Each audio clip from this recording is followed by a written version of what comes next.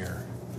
So in case you, for those, like why I'm wondering why I'm late, well, it's because I got my truck, the tires of my truck sold, I replaced them and then I had to put new ones on there. So I had the leftovers and I sold those. And so after a phone call, somebody had given me a call and said, hey, I need to, can you meet me? And it's like a 3.5 hour round trip. And I didn't expect him to want me to meet today. So I'm like, oh my gosh. All right, well. So anyway, I ran way out into, like way out, and then had to come back. So it ended up taking a lot more time than I had hoped. So anyway, so welcome to everybody who is joining. Yes, I'm running a little behind. So anyway, so on I'll start with the TikTok ban. Maybe some of you are a little more up on it than I am. All I know is kind of what I read, which is the idea that, okay, so on January 19th, it's supposed to be all over for TikTok because Congress is somehow concerned about your kids' mental well-being while sending them to these schools that are destroying their brains objectively.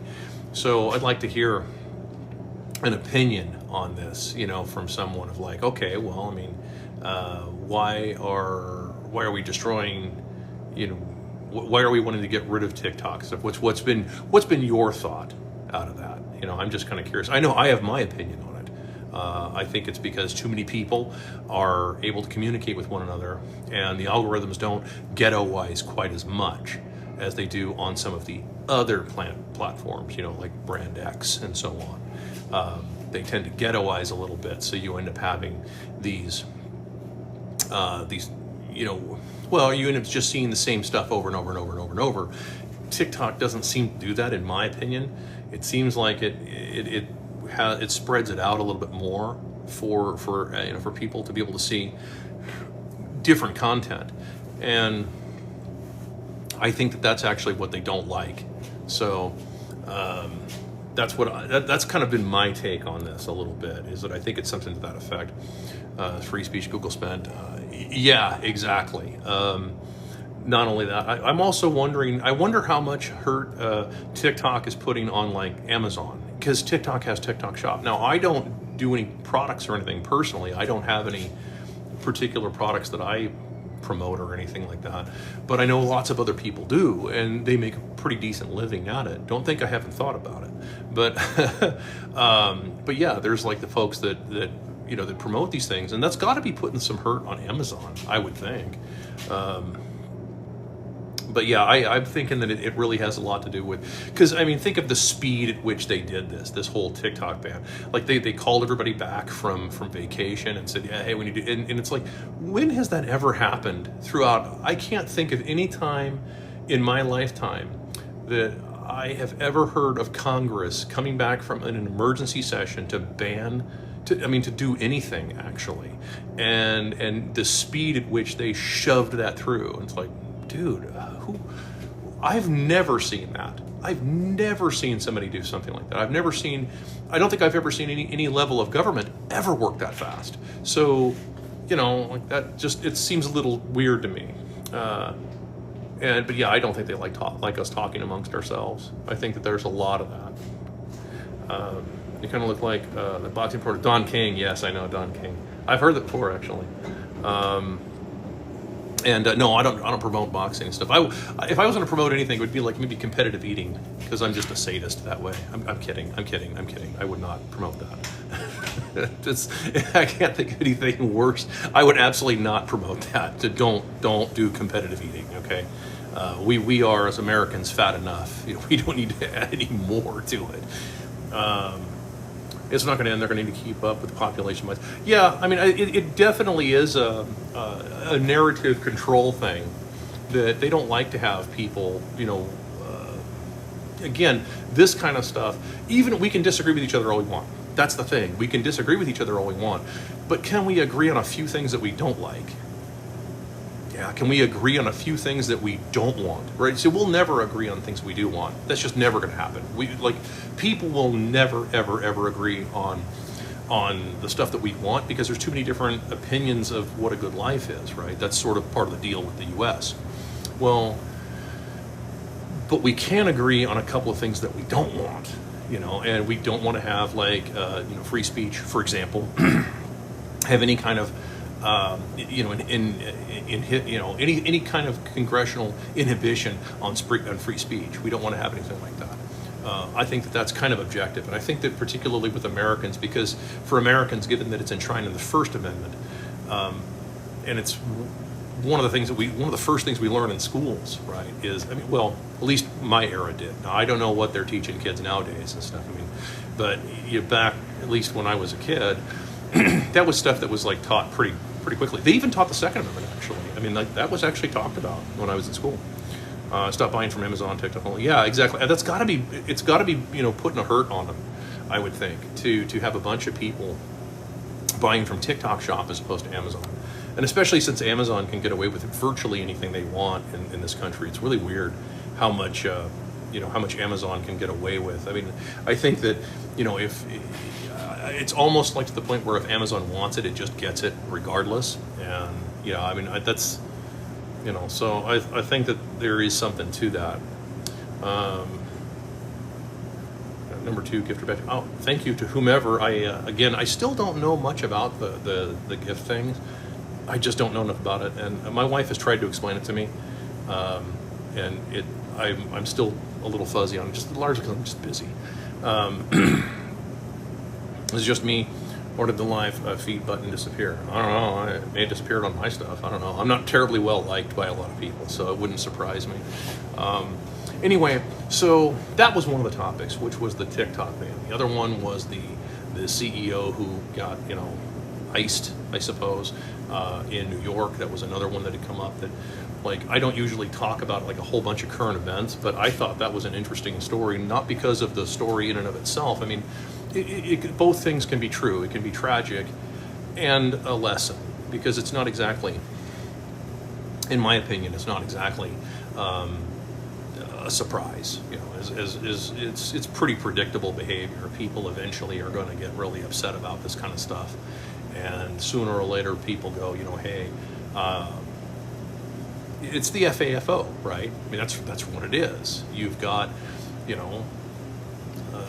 so I figured it about lobbyists and shareholders, because mostly, that's just it too.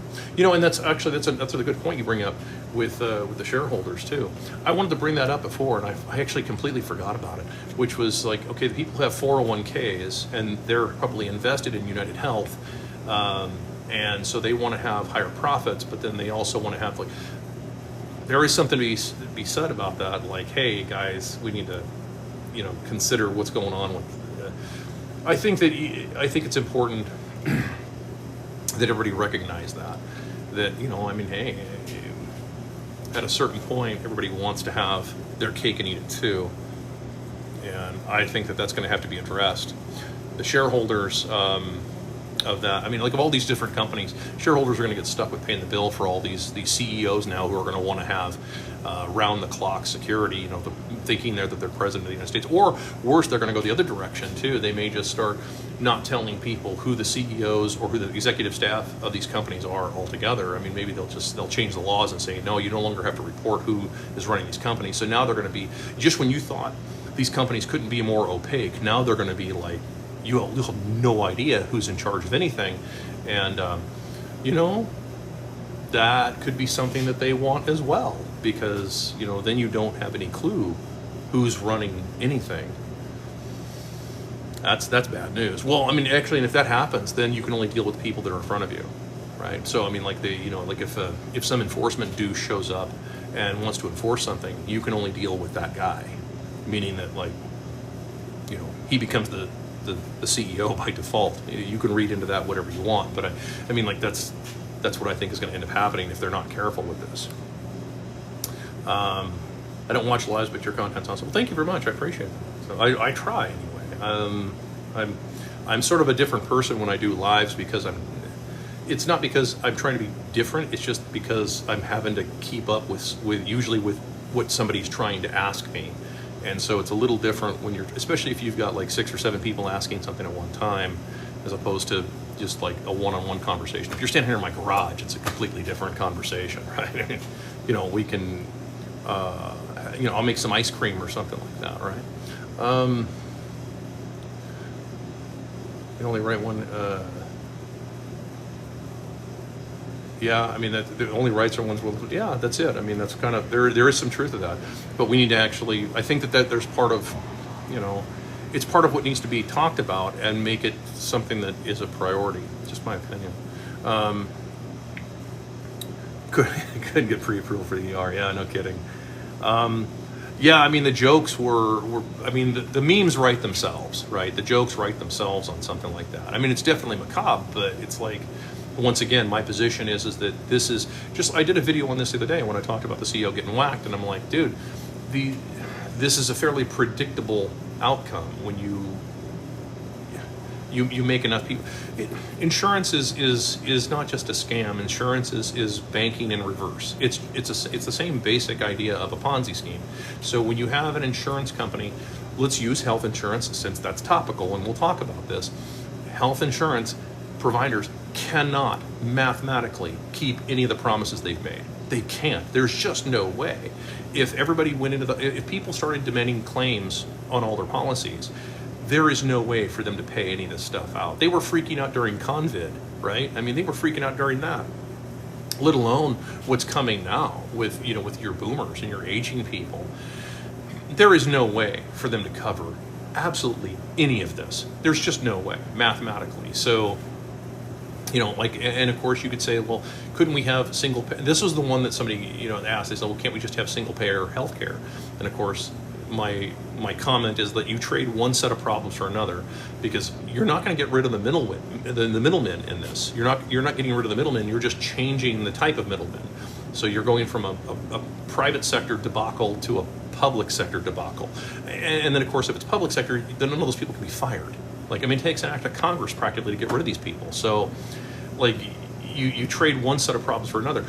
The counter argument is that, well, it can bring your costs down because the government can dictate costs. But if you do that, then you're going to lose a lot of your good doctors, because any of the really good doctors, the truly good ones, they're going to do what I would do. They're going to go underground. They're going to be mob doctors.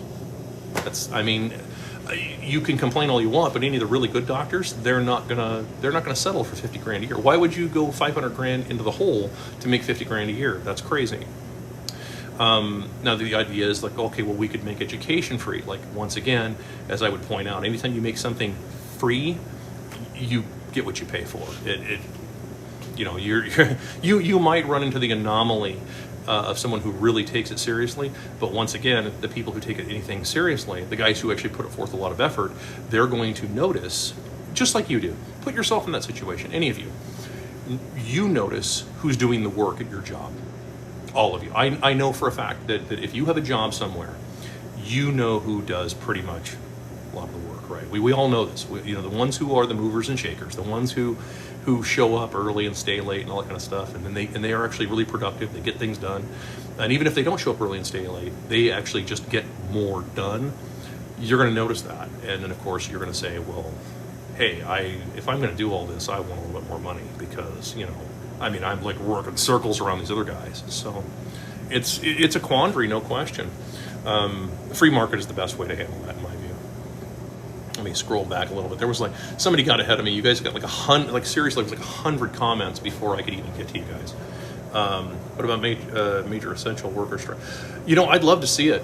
The challenge with the essential worker strike is the borders. I mean, I hate to say it this way, but because there's a lot of people there's a lot of the, you know, I don't want to say naive because it's a little too strong a word, but it's naive adjacent. And where you're saying, okay, well, hey, let's do a big strike. Now, that would work. A work stoppage for essential workers would absolutely work. Unless they're just going to import a bunch of cheap labor from out of the country. And that's the problem. And that's of course, the problem that a lot of us have had with the borders. Anybody who does a lot of blue collar work, again, my businesses are all blue collar. So all the jobs that I do and the businesses that I own, most all of them are blue collar. They're not white collar.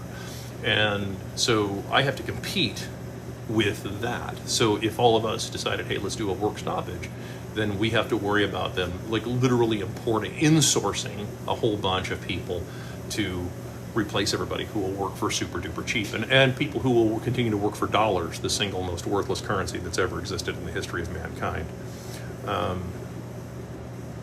Healthcare is only going to go higher as the boomers age out. Yeah, that's just it. And of course, as the currency becomes worth less and less and less, that's the other part of it. And of course, if you follow my work on my channel, you know how this is. As the currency becomes worth less and less and less, then yeah, it just ends up costing more of that currency because there's too many dollars chasing too few goods and services. It's just how it is. It sucks.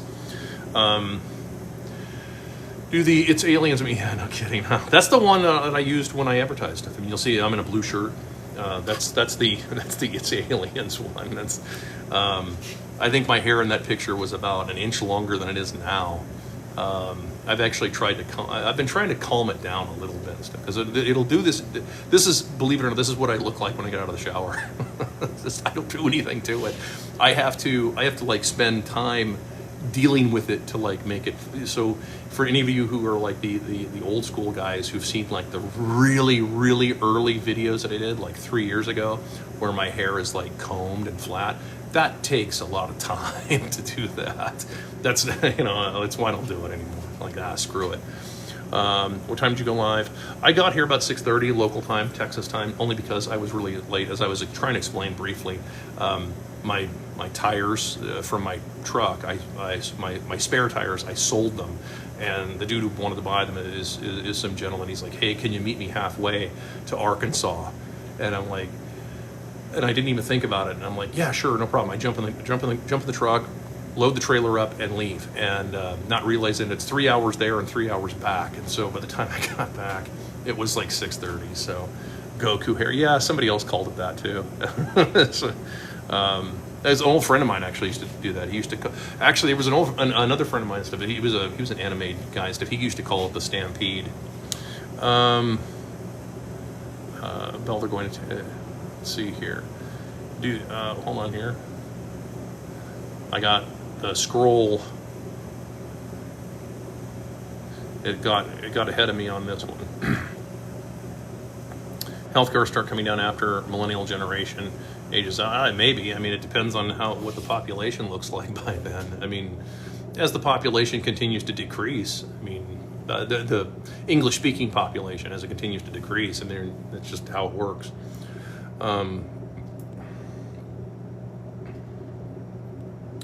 Let's see here. I know what you're talking about. It works in other social democracies. Which ones? Are you talking about like Denmark? Or are you talking about like Western Europe? Because if the U.S. were to pull the plug on NATO, and it should, and not pay for any of their defense, then most of those countries would have a very difficult time paying for all that so-called free healthcare. It's not free. You need to get the word free out of your lexicon. I've told everybody this. I don't care what your politics are. You have got to stop using the word free. Somebody somewhere is paying for it. Somebody somewhere is owning it. It's just reality. So this whole idea that I used to hear people talking about well, let's just have, let's have no private property and everybody can just own everything. Like, that's not reality. Someone somewhere is going to claim ownership, and it's usually going to be somebody who has the largest. That's how it works. So if you want to, now if you wanted to talk about, if you want to talk about having like equality under the law or something like that, then you need to have everybody equally armed. But we're not equally armed, right? We ignored the Second Amendment for a long time. Even a lot of the liberal left have actually flipped on that issue now. Even they're starting to say, yeah, we need to probably go back to that. Yeah, because if you want to be able to have the ability to not be a slave, well, then you have to have the ability to not be made a slave. It's just reality. Let's see here. It's another one of these things. The comments are super duper fast, so you guys are a lot quicker than I am. Let's see, opinions on gold and silver. Well, if you're talking about just the metals themselves, I like both of them. They're both elements on the periodic table.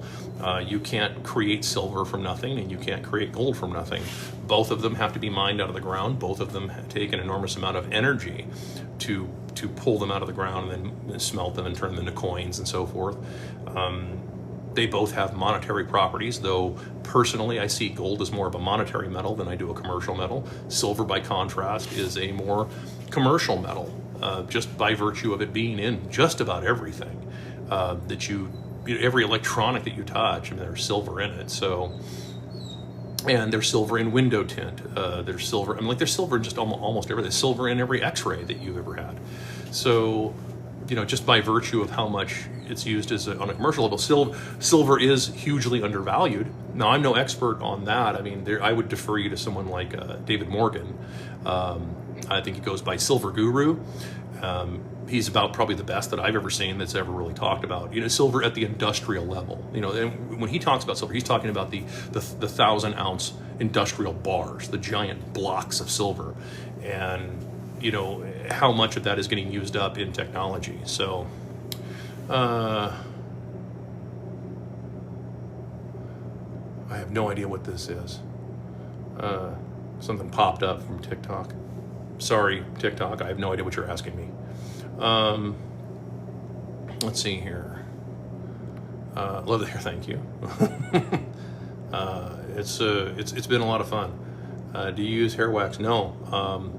I'm not kidding. Like this is just, it's kind of like a straw type texture. I don't know how to describe it.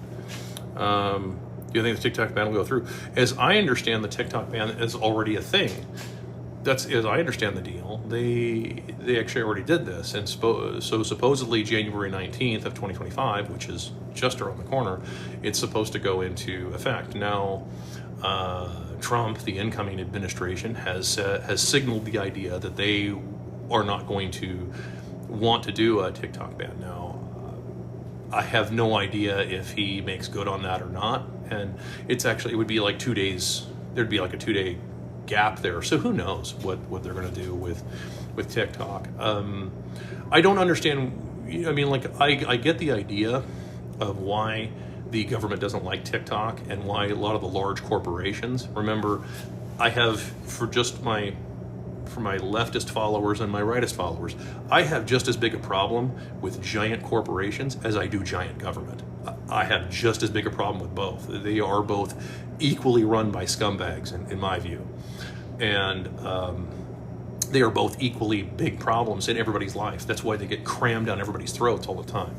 And so, yeah, I mean, they have this real hard-on for TikTok. They don't want to have TikTok. People, I really think it's an engagement issue. Personally, I think that's probably one of the. There's a number of different ones. We talked about this where I was talking about the whole, Amazon versus TikTok Shop and so on. And TikTok Shop, it does have to be taking a bite out of some of their revenue. And I'm sure they have. But as far as I think that the algorithm, in that average people can talk to each other. TikTok is unlike print type social media. So like the other, like Bird Site and so on, it's different. And I mean by that in that this is just my opinion. When a content creator on TikTok stands here in front of a camera and is talking to you, right?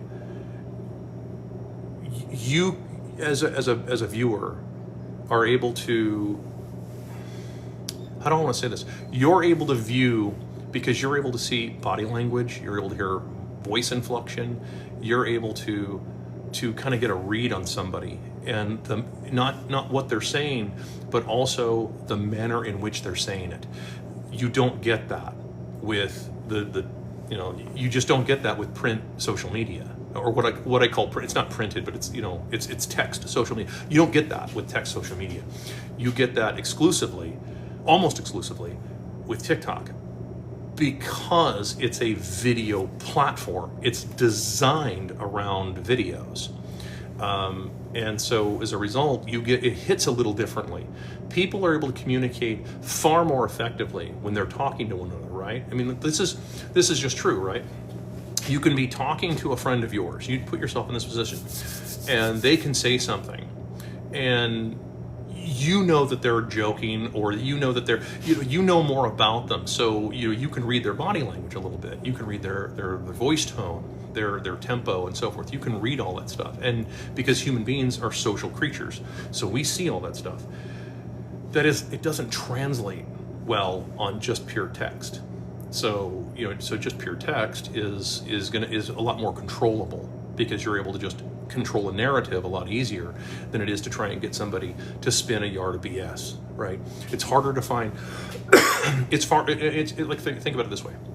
Think of how difficult it would be to have an actor, like a performer type person do what I'm doing right now, and try and drive a narrative in real time with people calling BS right there on the spot, and then it's near impossible, right? Like, for them to do. In other words, you have to be an honest person, because even if you can disagree, but I'm not being dishonest with you.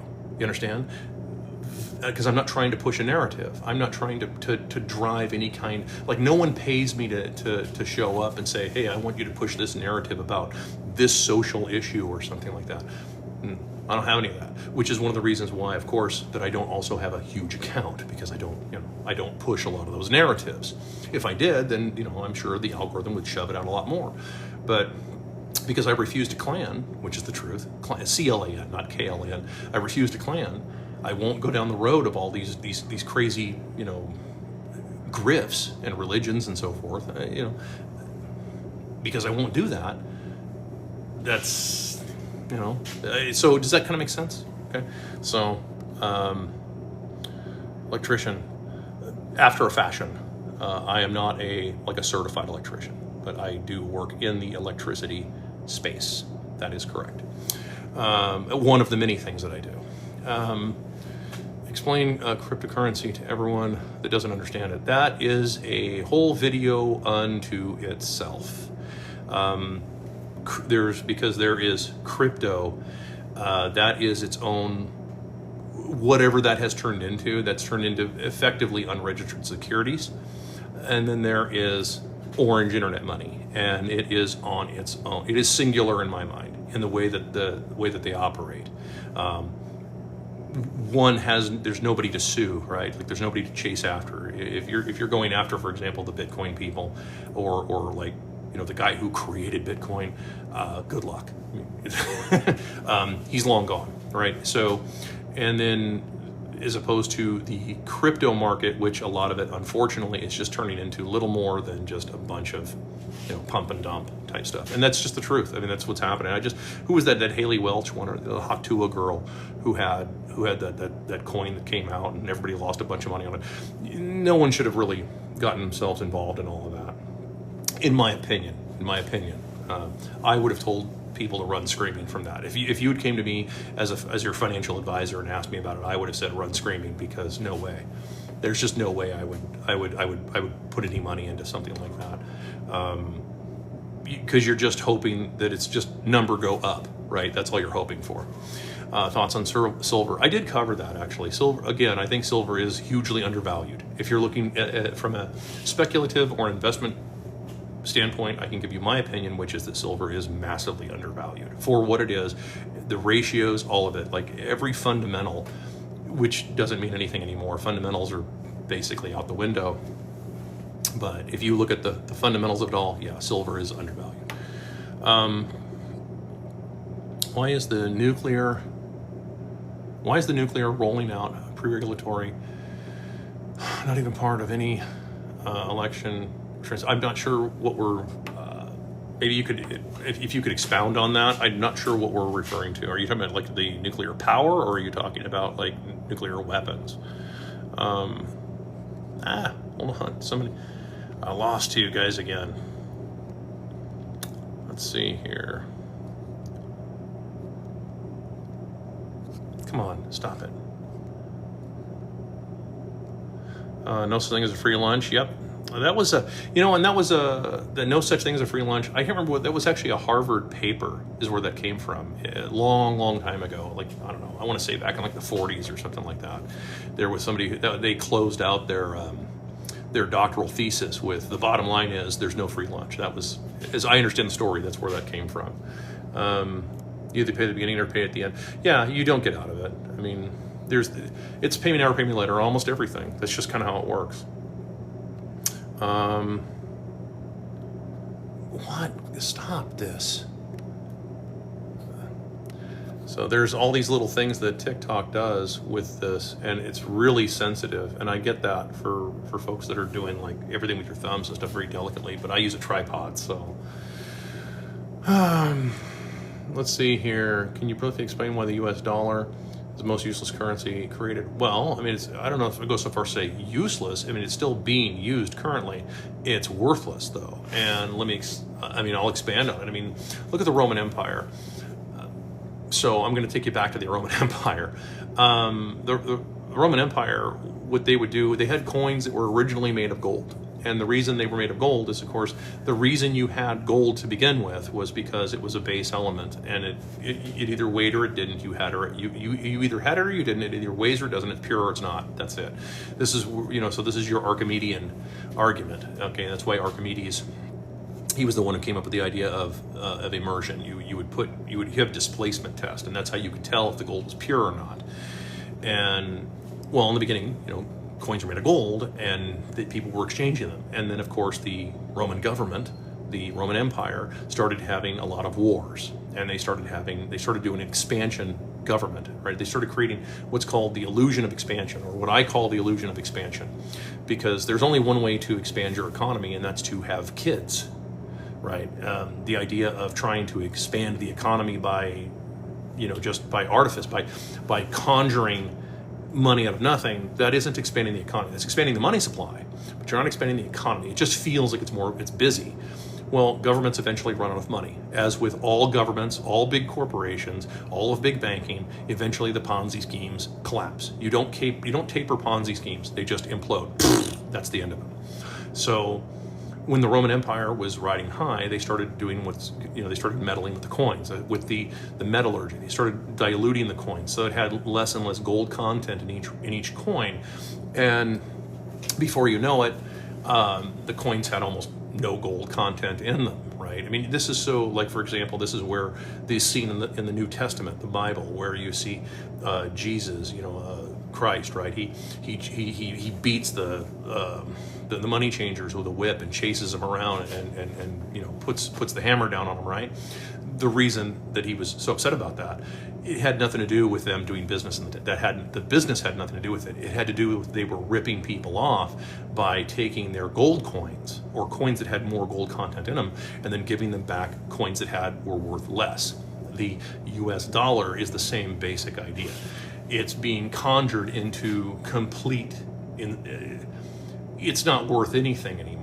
It's the single most worthless currency that's ever. The Romans still had to use little metal discs, so they still had some kind of utility in that they were made out of metal. You could make them into weapons if you had to, I suppose. You could melt them down and make them into spear tips or something. Dollar's the best utility it has is toilet paper. So, thank you.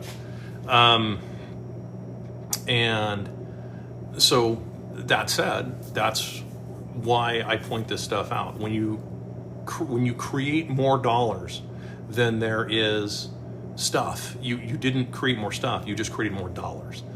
And so yeah, you can still use it at kind of like Disney bucks. You can use Disney bucks at Disneyland, right? In most cases. Same thing, right? You can use dollars at all these giant mega corporations that are all owned by BlackRock, Vanguard, State Street, and so on. You can use your dollars there, and you can buy stuff there, right? But the currency itself, if you were to hold on to it, you were losing 14% a year just based on how much monetary inflation is being created. In other words, they're just creating more and more dollars to prop up this Ponzi scheme. Does that make sense? Let's see here. Turn up from the shitload gold I was reading. Oh, well, that's good news. As a New Yorker, I'm actually shocked the dude got away. There's cameras literally. I'm not as surprised. And here's why I'm not as surprised. if you want, this is just, hey, I'm just quarterbacking, right? I'm not there. But you have someone that had a very specific target, so he specifically targets the CEO, takes out the target and leaves. And he doesn't mess with the two other people that are standing. Like, there's one guy in the car, and there's one guy like literally standing right there, and watches the whole thing happen. The guy with the coffee, right? Who make sure that they protect the coffee cup. Anyway, and then like just casually runs across street, grabs on a bike, and goes. Well, yeah, but he's dressed nondescript, and he's got face cover and stuff. It's like, how do you, unless you could catch that guy, with the weapon in hand, fingerprints, unless you could like do all of that, every minute that ticks by, the case gets colder and colder and colder. And so, that weapon was probably put in a bucket of concrete, from Lowe's, and a sack of Quikrete immediately thereafter, and sunk to the bottom of the Hudson as fast as possible. And the dude, got, he clearly had an out planned out, and like went straight out of the state. Yep. Unless you're able to actually catch that person, you just have this video, this loose footage of like, oh, it's a person of interest, we don't know. Yeah, again, too nondescript. If I were to critique what he did, I would say this: the clothes you wear the day of your, don't show anybody those clothes. Leave those in the bag, and then when you finish your pest control mission, you put those, you get rid of those clothes, you burn them, just, and then nobody sees it and stuff. So that way you don't have anything to really connect you to it, and then you can blend in as quickly as possible. Let's see here. Need silver for nuclear power plants? Yeah, I hope the future. I don't know. I'm not a big fan of nuclear power. Not because I don't understand the physics of it. I absolutely understand the physics of it. I don't know that it would be all that safe going forward. Look at how many people don't know how to drive their cars anymore. Look at how many people are having a difficult time functioning in today's world, let alone without having the potential possibility of irradiating hundreds of thousands of people. And then of course, on top of that, if there's an accident, who pays for that? Because there's going to be a bunch of people who are going to be very upset, and the knee-jerk reaction of most people is, oh, insurance. Insurance companies won't insure nuclear reactors for a reason, because they can't. That's one of those things that there's no way to compensate somebody for losing 30 years of their life. So it's a tough one. If you were to actually apply that to a free market, it doesn't really work. There's also the other side of nuclear power, and I realize I'll get a whole bunch of hate mail on this one. But trust me, I've thought about the nuclear power thing. I work in the electricity industry. I've thought about it a lot. I've spent an enormous, probably too much time obsessing over the idea of nuclear power. And what I've come up with is that, okay, let's say that you had a completely deregulated market altogether. Okay, let's do a completely deregulated nuclear market. What happens when it becomes unprofitable for people who are the Johnny-come-latelys, right? So think about it. I know guys that got into do any of you, you're probably not old enough, some of you aren't old enough, but some of you are old enough to remember this. The emu meat thing, these birds that these ostrich meat kind of thing. Guys who went in and they spent thousands of dollars to buy these birds, these gigantic birds. And the guys who were on the ass end of the pyramid of that, it was no longer profitable. What happens when that inevitably happens if you have a lot of people that built a bunch of nuclear power plants, and now there's a surplus of electricity, the bottom falls out of the market like it's supposed to, because remember, booms and busts are just part of the business cycle. And now you have a whole bunch of not just empty buildings, but now you have radioactive waste that nobody wants to clean up because there isn't any money to pay for it. That's the other problem with that. It isn't like, well, I could run a company like that. You could, probably. what about the 100 other guys that really have no clue what they're doing?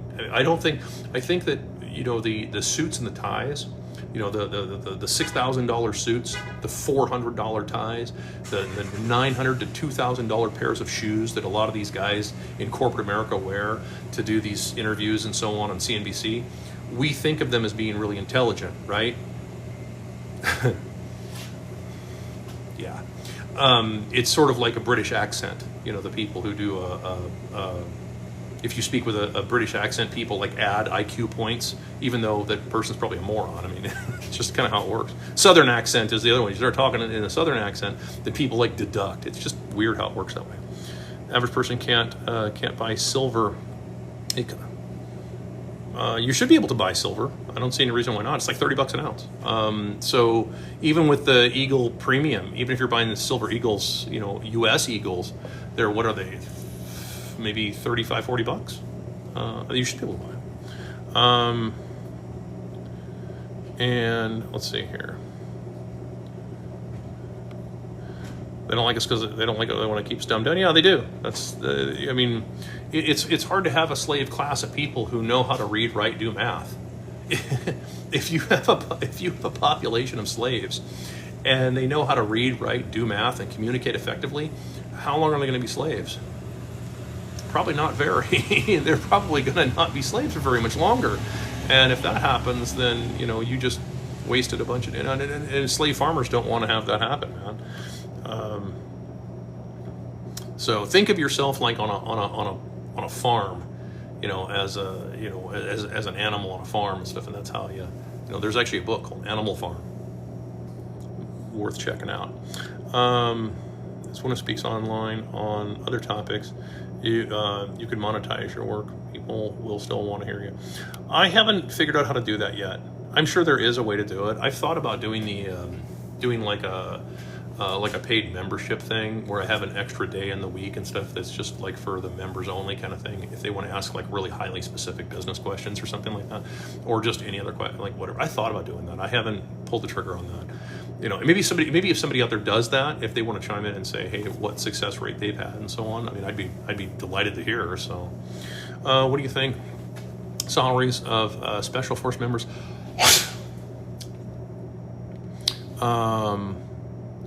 What could happen if martial law like Korea? I think if I understood that right, you're talking about like what would happen if there's martial law or something. Well, I mean, let's look at the reality. I think that a lot of the people that are in will obey just about any order they're given. That sucks, but I think that's true. I think that we have a population, unfortunately, of boomers and Gen Xers. I'm not letting Gen Xers off the hook on this one, who have told their kids to behave, and behave is synonymous with obey orders. Obey orders at home, obey orders at school, get good grades, do what the teacher tells you. All these things lead up to creating effectively a slave class, right? There's a time, you know, what never gets taught is when to disobey, when to say, I'm not doing that. That doesn't get talked about a whole lot, and that's the challenge, right? Movies have tried to do that. I'm talking not movies in recent time. I'm talking about movies in the past used to try and deal with those kinds of things of like when is it right? You know, dealing with the idea of right and wrong and stuff. Usually, old westerns used to do that, and we don't have that kind of. You know, we don't have that kind of thing anymore where we're telling young people, hey, you need to think for yourself, like literally think for yourself. And sometimes you need to actually tell the teachers and people who are in authority over you, or somebody who claims that they have authority over you, tell them no. And by the way, just really quickly, for those of you who don't know, anybody who actually has truly earned their authority tends to never abuse it. I mean, for real, anybody you know, go back and look, anybody that you know that has earned their authority, they tend to not like try and cram it down your throat. What they'll do is they'll say, hey, this is my opinion on something like that, on whatever it is, and this is my authority. Here's why I think this. They might do that, and then they'll say, well, but you know, hey, do whatever you want to do. You know, like, well, I want to put a fork in this outlet. All right, here's a fork. good luck with that. You know, but those of us who have authority on this, don't do that. I have no idea what these things are. Thank you for them, but I have no idea what they are. What do you think? Let's see here. Too much misinformation on TikTok. People believe it. Yeah, I know. Well, I mean, there's misinformation everywhere. The question is, you know, this is why you apply the scientific method to things. This is why you know, use questions, critical thinking, et cetera, et cetera. All that stuff we don't teach kids anymore, it seems. TikTok won't let you type or search the word cartel. I wonder why. Total mystery there. I finally caught you live. They're about to cancel TikTok. Yeah, I know. Already got you on Birdsite. Yep, I know. I'm there. I am on Birdsite, and I am pretty active there. I try to be active there. In fact, I'll actually be there tonight doing a live stream at 8 o'clock Central Time. So, because by request, somebody else, I said, oh, I'll do like a half hour. Because, you know, after a while my voice hurts. Bitcoin's future probably. No kidding. Let's see here. Oddly, Ethereum Classic also has no founder. I guess not. I don't know enough about those. I mean, I just don't. I don't follow a lot of it. Do you think they'll find the United Healthcare guy? I think they might find a guy that they can pin it on. You know, because I mean, it's a high profile thing. Now, look, I mean, if that same guy could have iced some total no name, and they would have the cops would have showed up and said, well, it's been 5 minutes, we can't find the killer, so we're just gonna go get donuts. But because it's high profile and so on, and of course on top of that, the American public don't care, and I don't blame them. It's not that people shouldn't be surprised about that at all.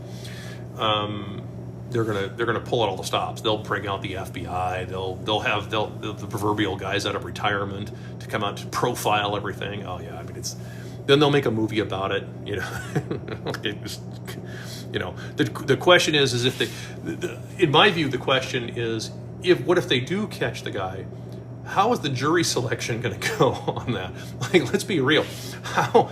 I got to tell you, if I'm on the jury, I'm gonna acquit. I mean, there's just whatever, man. I'm not a law and order kind of guy. Not if we see what we've got nowadays. Creating controversial language. Thank you.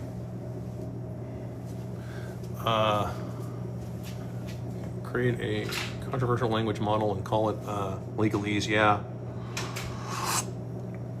Yeah, of course, it's crazy hot. I'll be spending the rest of the week growing my taste buds back.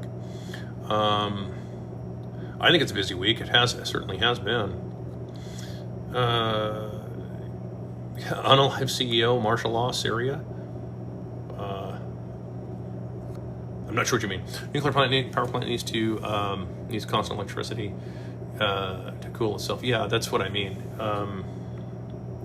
There's a major external hit, like an EMP or solar flare, they might not be able to start up in time. Yeah, that's a possibility, and it's one of there's just so many different reasons. I mean, if you're wanting to harken back a little bit to some of the nuclear power discussion, even though that's not really what I was going to go, that wasn't the road I was going to go down. But yeah, I mean, there's a lot of what ifs that I have with that, and not least of which is just straight competency. You all know that I have an entire video called The Competency Crisis, and we are seeing objectively competence just sort of waver all over, not just the US, but all over the world. We're seeing that happen, and yeah, I don't know that I would trust that with again, the potential to irradiate a bunch of people just by mistake, right? I mean, just somebody doing something stupid, and then it creates a chain reaction, and then you irradiate an entire city of people. Yeah, I don't know. I do a paid membership on YouTube, high success rate. Okay, I will certainly look into it. Haven't seen a downside to blockchain yet. I haven't either. I mean, well, from my perspective, for the it's just that it can't be conjured from nothing. It's an accurate unit of monetary measurement. That's what I see. Everything else, I know everybody else has this idea of is there intrinsic value? What kind of, my issue is unit of measurement, because as soon as you have an accurate unit of measurement, all these scams fall apart. All of the scams, all the fake, all the insurance scams, the banking scams, all that stuff falls apart under an accurate unit of monetary measurement. All of these crazy gimmicks, like your employer, offering you a bunch of money, and they say, hey, yeah. I mean, think about it. Think about how many of you out there have done this thing where you go to the interview, right? And you're hoping to get the job, and then they say, do you have any questions for us? How many people stop and say, I do? Not just how much money am I going to be paid, and not when am I going to be paid, but also what's the story with the advancement aspect? Oh, well, if you work hard, you'll get ahead. Stop. You need to define what you mean by work hard, and you also need to define what you mean by get ahead. Because your definition and my definition may be two very different things. Well, the HR person, you just put them on tilt because they have no way to answer that. Because they're not the ones who do all of that, so they don't know how to answer that question. And yeah, so if everybody did that, they'd find out that there is no way that any of these companies, because remember, they're promising you to be able to work hard, you'll get ahead, right? They're promising that to you. They're also promising that to thousands of other people. There is no mathematical way to do any of that, not without infinite growth. And we know by watching the state of the United States and the Western world and English-speaking world indeed, that the growth is not infinite. You eventually max out on all of it.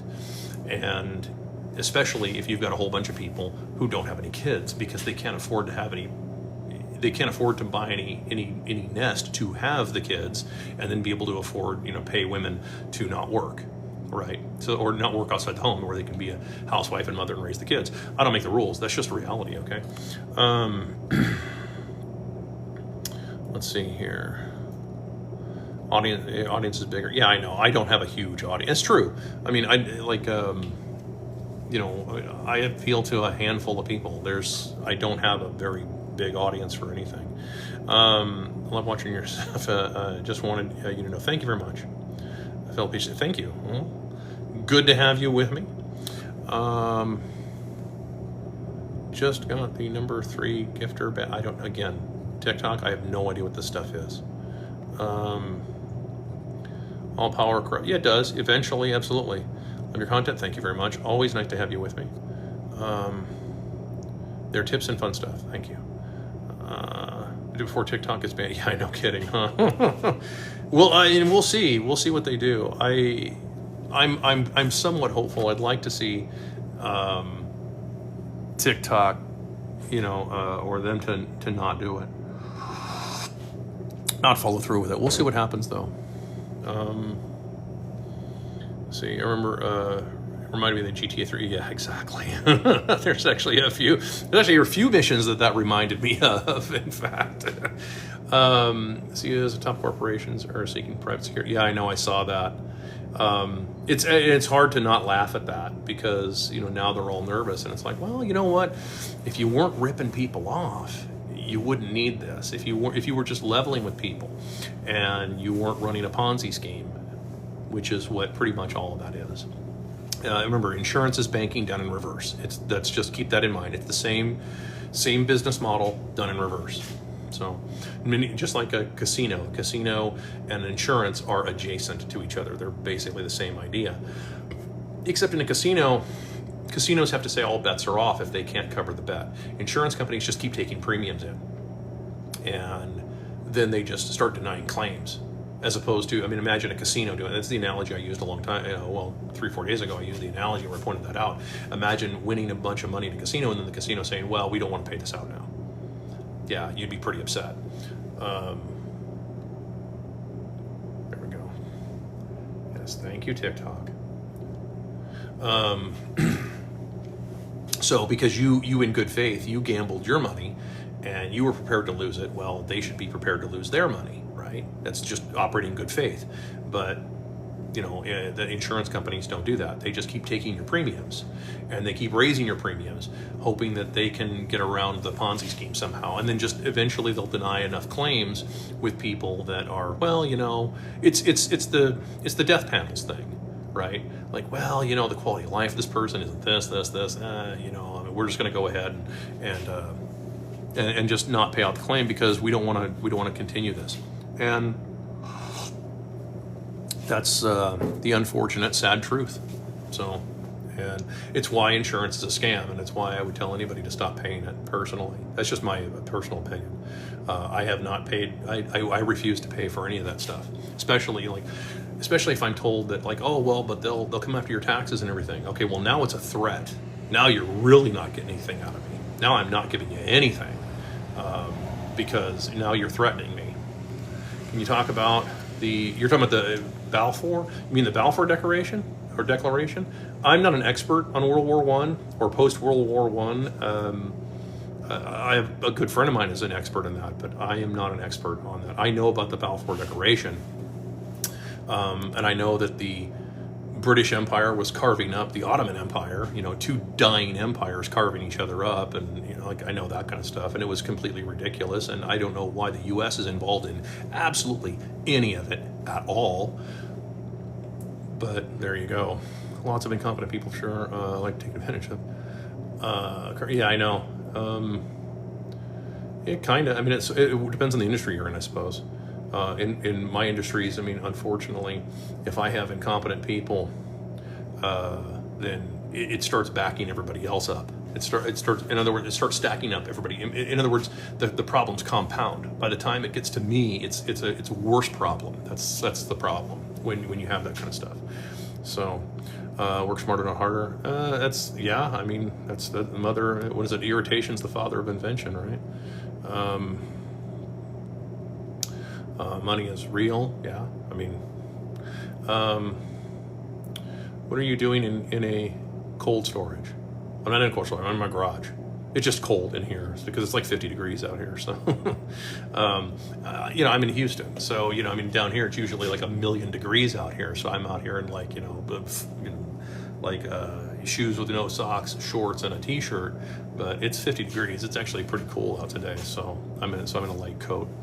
I've got 60 grand in my retirement account and a $600 pension. I could retire in 8 months. Yeah. Finally caught you live. Welcome.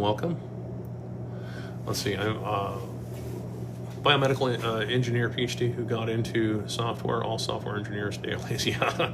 Well, that's just it. Especially if you've got programs that are writing programs, right? I'm not an expert on that kind of stuff, but I do know that, there's a lot of programs that are writing a lot of programs, and then there's also so much stuff has already been coded that there's only so much code you need at a certain point. Free speech absolutist? Yes, I am actually. Free speech? Am I a free speech absolutist? Yes. To be clear, yes, I am an absolutist on that. I think that there really shouldn't be any type of. I think people should be allowed to make as big a fool out of themselves as they want. I think that people should be able to say basically anything they would like to say, and that's the end of it, because they're just saying something, and that needs to just be addressed. I mean, I don't think that that's a bad thing, and especially usually what ends up happening is the reason they don't like people saying things is because it's going against a narrative that somebody's making a lot of money on. I wrote an article a long time ago where I used the example of a snake oil, like an actual snake oil salesman. The guys that come in on the wagon, they have their wagon, they come into town, and they tell everybody to gather around, buy this bottle of stuff, and it's going to cure everything, right? And those guys would do that kind of thing, right? So the analogy I would use for that is that what if you were in the audience and you start telling people, hey, that guy I just saw him. He was like 14 miles down the road and he was at the other town. This stuff is a scam. All it is laudanum. All it is opioids and alcohol mixed together. It's not going to cure anything. It'll make you feel fantastic, but it's not going to cure anything. It might cure you having conscious thought for a few hours, but it's not really going to solve any real medical problems, right? Other than maybe if you're in pain or something like that. Well, the guy who's trying to sell it isn't going to want you to be talking about that, right? So that's the part of free speech that, you know, like whenever you start stepping on somebody else's narrative where they're typically trying to make money, that's usually where that comes from. What do you think about annuities? Is that a Ponzi scheme?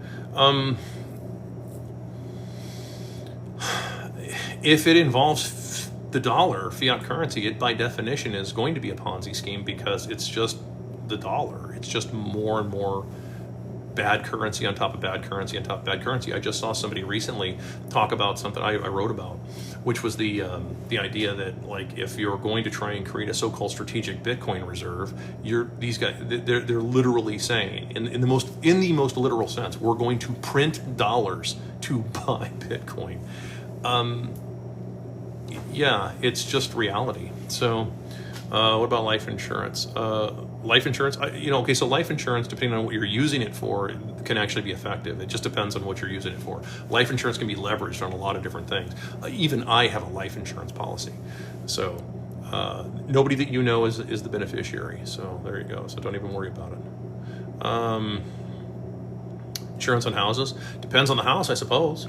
I mean, here's the problem with insurance on almost anything. I mean, look at the way that I have a friend of mine right now. I mean, actually my business partner. She has never had, she's been in her house for something like 8 years. She has never, ever in her life had a homeowner's insurance claim. Her insurance tripled. She has never had an insurance claim. And they just tripled her rates all of a sudden. And then they changed, you have to look at the math on it, because it's always like, oh, your deductible is not a flat, like, let's say $4,000 anymore. A lot of them don't do that anymore. Now it's a percentage.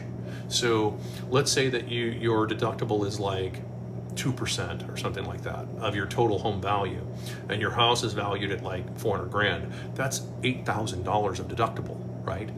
But then all they have to do is just say, oh, look, your house is now worth $600,000. So now your deductible is $12,000. Yeah, that's the problem with a lot of this stuff. Percentages can come back to haunt you really quickly, and that's part of the problem. So yeah, homeowners insurance, it's a tough one. Maybe if you could find a homeowner's policy that, if you can live with kind of a higher deductible and a lower payment, and then just learn to do a lot of repairs yourself. I mean, it's just assuming that your HOA allows that kind of stuff. So I mean, some HOAs are crazy about that stuff. Or you can get out, or hopefully you can get out of HOAs. I would love to see the HOA system in this country just collapse altogether. I mean, think about it like that. We just saw the CEO get whacked. What happens when an HOA, the HOA Karen gets whacked, and people go, good. I mean, that's another one. That's another reality, because like people have had it with all this kind of stuff. What do you think of Dave Ramsey? I think he's a boomer. And I think most of the stuff that he talks about is boomer. I also, if you wanted my personal opinion, actually my personal and professional opinion both, I think that he's crazy giving out financial advice to people over the phone that he doesn't really know, that he doesn't know the intimate details of their situation. Because it's why I'm very cautious to give out any type of advice to people that I don't know their very detailed situation, because some people can't do that type of advice that you're giving them. And if you're trying to do a one-size-fits-all thing, that's no different than an insurance company, no different than a government, no different. It's one-size-fits-all. So I think that I think he's crazy doing that kind of stuff. And he could be doing damage to people. I mean, like if you wanted to have the generic talk of like, hey, live below your mean state of debt, yeah, I can't touch him on that. He's absolutely right about that. You should try to live below your mean state of debt. I got no problem with that. I hope that helps. But most of who he's talking to, of course, I mean, if you look at the people who call in, the ones that I've always heard, so it's always people I make, my husband makes $290,000 a year, and I make $175,000 a year, and we're thinking about, like, dude, he's talking to like basically the 1% at that point, because if you look at the statistics, the median household income in the U.S. hasn't changed. It's between $78,000 and $80,000 and that's gross. That's before taxes and everything. So. Yeah, I mean, when you start talking to people that it's sort of like that one guy who called Dave. He says, hey, man, I make this much money at this job, and I make this much money at this job. What should I do? And, Dave has no answer for him. Well, yeah, of course he doesn't, because he's used to dealing with people that actually have money. I mean, It's easy to help somebody who has a bunch of money and just say, well, maybe you should, negotiate a little harder on that interest rate before you buy that rental property, right? Like, I mean, that's easy to do. It's difficult to talk to somebody who is making $36,000 a year, trying to figure out how they're going to survive their $2,500 a month rent for their apartment with their roommate. That's tough, because how do you, they need to make more money, but the currency is becoming worthless, and the job market they're competing in is being flooded with a bunch of illegals. So how do we get ahead financially without playing into the banking and interest system? I mean, you have to. If I would just tell you this personally, if you work at a company, I would tell you to stop working for companies.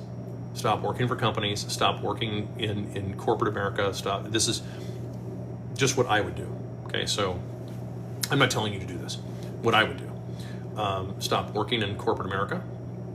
That's right off the bat. That's like a hard no, because corporate America is a disease, and it's just getting worse. I mean, people in corporate America, have you seen what they look like? Most of them are miserable 24/7 now. So I would say that's an absolute disease of the mind to keep doing that. I would try to get away from working for other people to the best of your ability, and start maybe working for yourself, start learning some other skills and so on. And then, but the thing is you're going to be competing against, you're competing in a downward economy, right? That's the problem. And what's supposed to be happening that isn't happening is the currency is supposed to collapse altogether, and then all these houses get sold off for nothing. They go to the auctions and they get sold off for nothing, and normal people buy them and they pay cash for them. That's what's supposed to be happening, but it's not, and that's why it's by design. The idea is to just keep fleecing the young, so that way the boomers can pretend to be rich. It's just, I mean, that's really how it's working. As far as not going into the banking system, try to avoid them to the best of your ability. And, I only keep just enough, in terms of dollars, I only keep just enough dollars around to cover bills. Everything else, I don't leave it in dollars, because I'm not crazy. It's like the Play-Doh, like people don't want. Yeah, they don't. I mean, that's really the challenge. Even Nietzsche pointed that out, that people don't want to hear real truth. What they want to hear is a story, a fictional story, and then that fictional story, they kind of find themselves in it. It's a strange relationship some people have with their own psyche, in my opinion. Laudanum was addictive. Yeah, well, I mean, anytime you mix those types of chemicals together, it's going to be somewhat addictive. Let's see. I was just leaving it. Is my son something on? Or to pass away? Yeah. I mean, that's exactly. I mean, there's no reason you can't. My stepdad had one claim in 30 years. Still, they try to drop him. Yeah, that's what I'm saying. Like, this is the kind of. I mean, I could probably do a live stream where we just talked about all the different insurance experiences people have had, and you would hear every single crazy story in the world of somebody dealing with an insurance company where they're dealing in good faith with the insurance company, and they say, oh, hey, my car was stolen, for example. Please, can you, here, I'm filing my insurance claim. And the insurance company does everything they can to figure out a way to screw you out of giving you money. It's every single time. That's the thing. I have never not had to sue an insurance company yet. And I've had to deal with insurance because I'm getting professionally. I deal with insurance companies all the time. And I have never not had to sue an insurance company. None of them ever say, oh yeah, you know what, Axel, you're totally right. Let's write you a check. We'll get that to you right away. They've never done that. It's always been, well, we'll see you in court, blah, blah, blah. And then then they do this last minute settlement thing on the courthouse steps and stuff. It's all for show. But they're all like that. They're all like that. And it's terrible. Along with property tax, yeah, it is. Property tax should be done away with immediately. I don't know why anybody.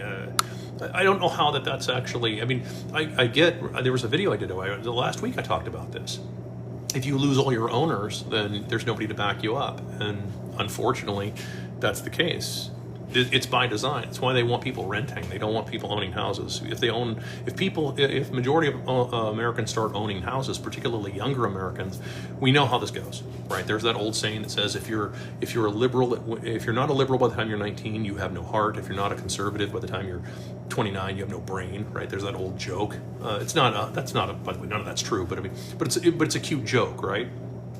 Well, yeah, because if you have 25-year-old young men buying houses like they were for years. I mean, every boomer I know that I've talked to, I'm a Gen Xer.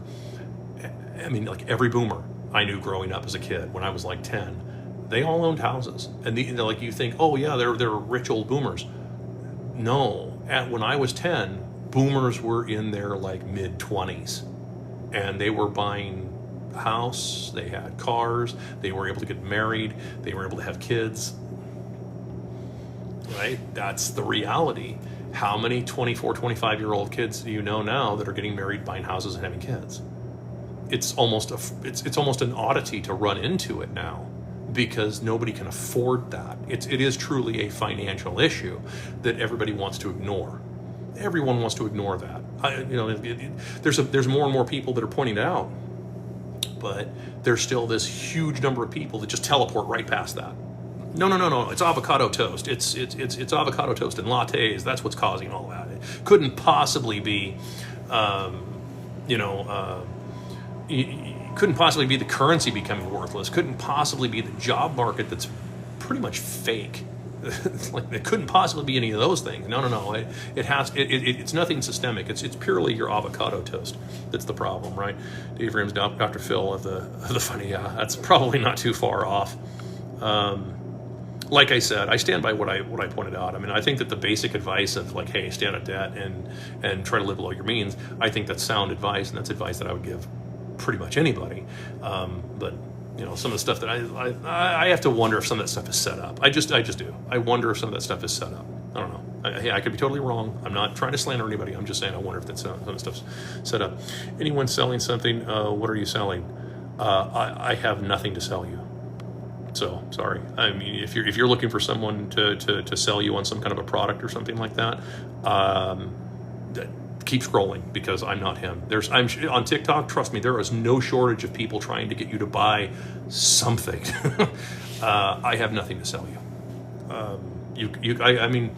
I take that back. If I were to, I'm trying to think of like what products I would actually endorse. There are so few products in this world I would ever endorse. And it would only be something that I actually have used for years or something like that. Like, a type of tool brand or something like that. It'd be something like that. His answer, Ramsey's answer is eat cat food. Yeah, I know. That's terrible. Let's see here.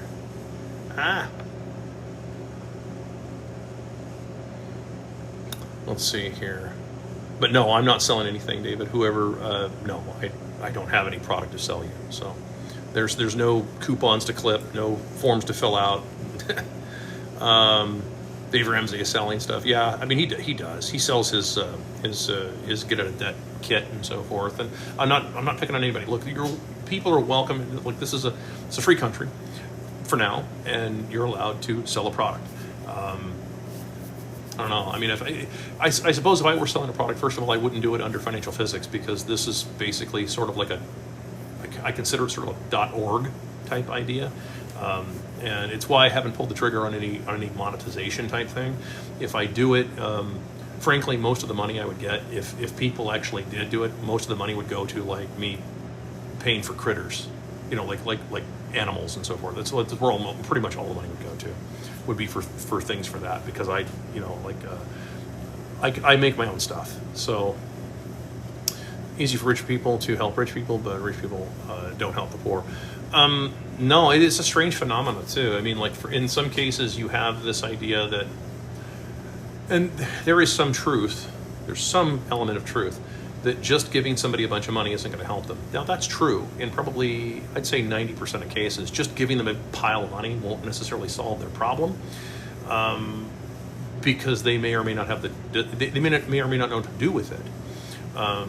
But that's not always the case. And in some cases, I think that what most people think of as rich, there's also something else that I have an issue with, is that I think that a lot of people aren't as rich as you think they are. I really do. Seriously, I think that most of these fake billionaires that are out there is exactly that. I think most of them are fake.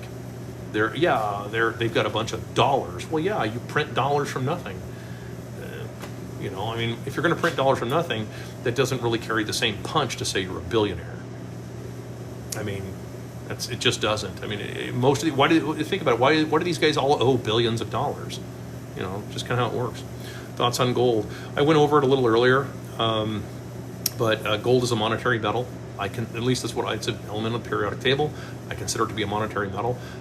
If you're talking about like the idea of like, is it going to be some, like leveraging the futures market to make a bunch of dollars off of it? I've done that in the past. Best of luck to you, but I consider gold to be more of a hedge than anything else. It's a hard currency, and I'm a hard currency kind of guy. So any hard currency, right? I don't play favorites on this one. My Bitcoin people all hate it when I say that gold is a good choice. Any hard currency, only because I also understand that when you have hard currencies competing with each other, if you actually had a genuine free market, you actually had an honest market of honest currency, the hardest currency tends to win out over time. And I know which one that is. There's so much fraud in the insurance industry today. They assume, they do. They just assume everything is fraudulent nowadays, and it's horrible. And that's exactly right. And it's not. It doesn't help matters because you've got a bunch of people who, are not trying to commit fraud. They're just like, hey, I paid into this. Like, you guys need to make with the dough now. You lost your bet, for lack of a better term, so you need to pay up. Not have me go spend tens of thousands of dollars for a lawyer to sue you to pay your bet. You just need to pay up. And yeah, it sucks. And especially because there's time value that gets wasted. They do that on purpose, by the way. They drag it out so they know how much money they're going to, because they already know how much money they're going to spend. They already know what they're going to lose in most cases, unless it's a case that's like unless there's like a death involved, where if you go to court and you try to not pay out, the jury could end up awarding more than the limits of the policy. Then that's when they get their more expensive lawyers involved, and they fight even harder. But the other cases, they already kind of know what they're going to pay out, and so they drag it out for 9 months so that way they can put it on the next year's balance sheet, and that way then they raise everybody's premiums accordingly. Because insurance is reverse banking.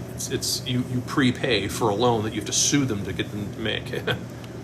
Every rich boomer real estate investor I know say they were forced into their first home. Probably could be. I mean, that's entirely possible. Hold on here. Let's see here. We've got issues here in Western North Carolina. LEO stealing things from locals in the night. Did you know that body armor the police wear is weak at the neck? Just saying. Did you know you can buy night vision scopes? Did you know that you can also buy thermal imaging scopes now, and they are not that expensive? Just saying, if you live in Western North Carolina and you're living on a farm, do you have a backhoe? Or 16 pigs? Yeah, 16. What about the blog with ads? I don't know what that means, sorry. If debt weren't so normalized in our society, I think we'd all be, yeah, it absolutely would be. That's no question. There wouldn't be anywhere near these scams, dude. Nowhere even. You couldn't pull these kinds of scams if there wasn't a way to hypothecate money from nothing and create the idea of debt, particularly debt-based currency, which is like, dude, no, none of this would exist. None of it. This would be a completely different. We would have a completely different world right now. It would be interesting to see what it would be like. What are your thoughts on CBDC? CBDCs are toxic, in my view. I mean, it's a central bank digital. The dollar is all but a CBDC in name only. It's all but a CBDC. When you look at like how many dollars are in circulation, the actual paper dollars versus everything digital, they already track all of it. If the government says, oh, we don't like this person, the bank can just shut your bank account off, and they just take all your dollars out of it and say, this is ours, screw you. Yeah, the dollar is all but a CBDC. The only thing it has going for it, kind of, is that there is still paper notes that are out in the, but as soon as a pig sees you with paper notes, they just steal it, because that's what pigs do. So, there's no love lost with the pigs, man. I just don't care. I don't see any of so-called modern law enforcement as being having anything but an insalubrious effect on society at large now. I just don't see it. I don't think any one of them. I think that that mayors of cities could literally institute prima nocta. Look it up. I'm not going to say what it is on TikTok, and they would literally hold children down for it. I think I'm not kidding. I think that there isn't a cop out there that wouldn't do it. Because their pension, I got to take care of my family, I'm just following orders. I've heard them all. I've heard all the excuses, and I don't think that there's one of them out there that would actually say, you know what, I'm not doing that, I quit right now. Because the ones who would, they quit 10 years ago. Weren't the billionaires, wouldn't the billionaires change cash into real investments, though? It depends. It depends on if the people who own the real investments are willing to sell for the dollars. See, that's the challenge. See, boomers in World War II, Jen, are the ones who sold off the entire world. They sold off the whole frickin' world, or the U.S. anyway, for dollars printed from nothing. They're the ones who did all of that. So, somebody says, hey, I'm going to give you a bunch of money for your farm.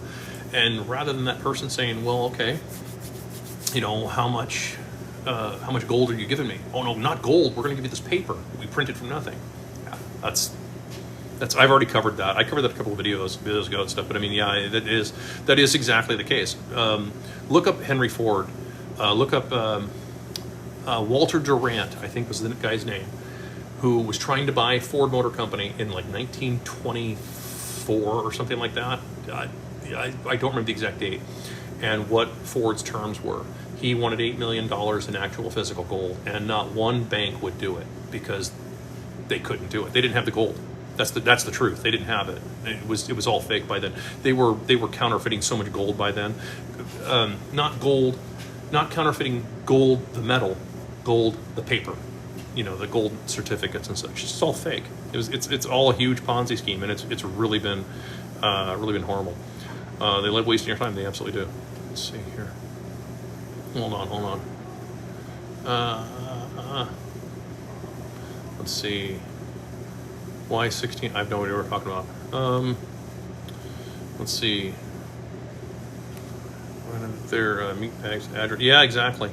I'm surprised somebody hasn't started an Intel website. Not Intel, the brand name, the chip manufacturer, but like an intelligence site. I'm surprised someone hasn't. Why 16? I can't answer that question for you. Many people think that they will go with UBI with no strings attached. Yeah, UBI is absolutely. UBI is just a bailout. UBI isn't a bailout for you though. UBI is not a bailout for people. Some people don't understand that, but I mean, and I don't mean you specifically, but I mean, but some people don't understand that UBI is not a bailout for you. UBI is a bailout for all these prices. See, the prices should be coming down because they have to meet the market demand, and if there's no more market demand, then prices have to drop, right? Well, bankers can't have that happen. They cannot. It is a cardinal sin to have prices start dropping. So UBI is okay. Let's just give people a bunch of dollars, and what are they going to do with those dollars? Well, they know those dollars are going to go right back into the pockets of corporate America. They know where they're going to go because it's not like there's any small businesses left anymore. Most small businesses have been completely clobbered. There's 5 things you look at. 5. And for my regular guys, you know what I'm talking about. There's 5 things you look at to discuss, to decide whether or not any civilization has a prayer of survival. Number 1 is the currency. Number 2 is the birth rate. Number 3 is the small business ownership. And if there isn't, and I do mean small business ownership, I mean as in like a guy who makes stuff. and then sells it in commerce. That's small business. And if you don't have those guys, you don't have an economy. The economy eventually is going to just be a bunch of gigantic, either it's giant mega companies or giant mega government that owns all of it. And either way, it's a huge problem, because the people then just become little more than serfs. And that's exactly where we're at. Thank you for your videos. Appreciate it. Oh, that's always very. I'm trying. I do the best I can. Not a day goes by I don't wonder why do I still do this. I liked you up until this. I don't know what to tell you. I mean, I'm not changing for anybody else. What are you CEO of? Can I get a job? I'm not hiring. We have not been hiring for many years now. Many years, actually. We have a very tight crew of people that we work with, that we've been working with for many, many years, and no one's changing. I would love to work for someone who's like that. No, you wouldn't. I'm actually a real hard ass. I have very high standards. No, you wouldn't. I know I look all cute and cuddly, but you haven't worked with me. Ask my wife; she'll tell you all about it. I can hear her laughing right now. I work with the cops, and I have philosophical debates with them regarding just following orders. They can't wrap their heads around the truth that they're willing to buy.